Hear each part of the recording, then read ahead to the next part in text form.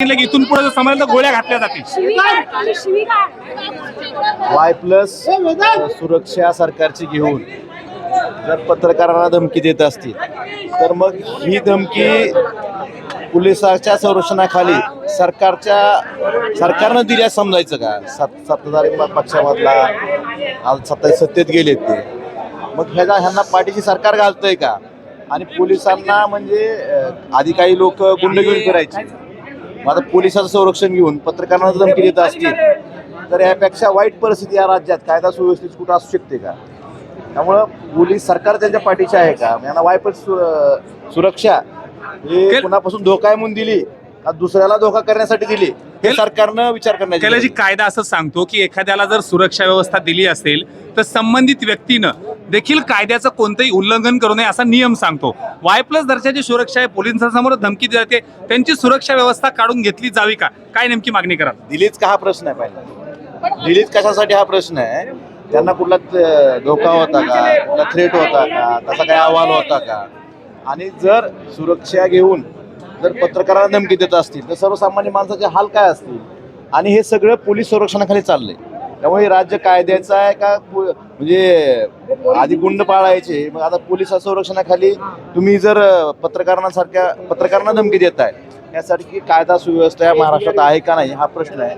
आणि दिली का आणि कशासाठी दिली आणि देणाऱ्यांनी मग कुठल्या आधारावर दिली हे जनतेसमोर आलं पाहिजे आणि यांची सुरक्षा व्यवस्था काढून तात्काळ घेतली पाहिजे. गेल्या 2 दिवसांपासून तुम्हालाही अनेक प्रश्न विचारले गेले, सगळेच प्रश्न. त्यांचं म्हणणं आहे की मला कुणी प्रश्न विचारू नका, लोकप्रतिनिधी म्हणून प्रश्नांचं उत्तरच द्यायचं नाही का? आपण ज्यावेळेस जनतेचं लोकप्रतिनिधी म्हणजे निवडून येतो त्यावेळेस प्रत्येक मतदाराचा प्रत्येक माणसाचा आपला अधिकार असतो की प्रश्न विचारायचा आणि प्रश्नाची उत्तर लोकप्रतिनिधी दिलीच पाहिजे. ह्यात जर प्रश्न विचारू नका सर कोण म्हणत असेल मग ही लोकशाही आहे का नाही? तुम्ही लोकशाहीतून निवडून येता आणि तुम्ही प्रश्न विचारायचे नाही, हे चुकीचं आहे. आणि अत्यंत हा महाराष्ट्राच्या राजकारणातला अशा नेत्यांची मानसिक स्थिती बरोबर मला करून काय कॅमेरा म्हणलं ती स्थिती कशी आहे त्यांनाच माहीत.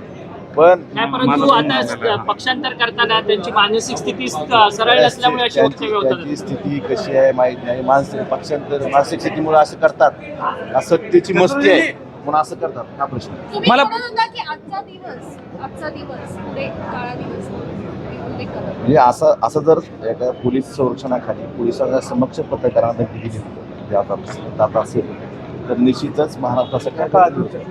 तुम्हाला मला परत एकदा प्रश्न विचारायचा आहे की मी जसा उल्लेख केला, तुम्ही मागणी करणार आहात का अशा पद्धतीनं जर कायद्याचं उल्लंघन पोलीस संरक्षण सुरक्षा काढून घ्यावी याबद्दलची तुम्ही मागणी करणार आहात का? सभागृहाचं कामकाज देखील सुरू आहे. 6 खासदारांची यात तर संरक्षण द्यायची मी सुरुवातीला प्रश्न विचारतोय की काय गरज होती याचं उत्तर सरकारनं देणं गरजेचं आहे. म्हणजे यांना Y+ सुरक्षा कुठल्या गोष्टीसाठी दिली?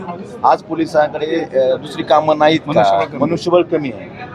एवढे बाकीचे गुन्हे एवढे वाढलेले आहेत. आपण बघतो का रेल्वेमध्ये चाकू हल्ला झाला, असे गुन्हे घडत असताना गुन्हेगारी एवढी वाढली असताना पोलिसांकडे पेंडन्सी तपासाची भरपूर असताना मग या लोकांना संरक्षण का दिलं हा मूळ प्रश्न आहे. याच्या बाबतीत सरकारने निवेदन करणं गरजेचं आहे किंवा आम्ही ह्या गोष्टीमुळं यांना संरक्षण दिलं आणि काढून दिलंच कशाला हा माझा प्रश्न आहे. काढून तर घेतलंच पाहिजे. का दिलं याचं उत्तर सरकारने दिलं पाहिजे. चालेल धन्यवाद.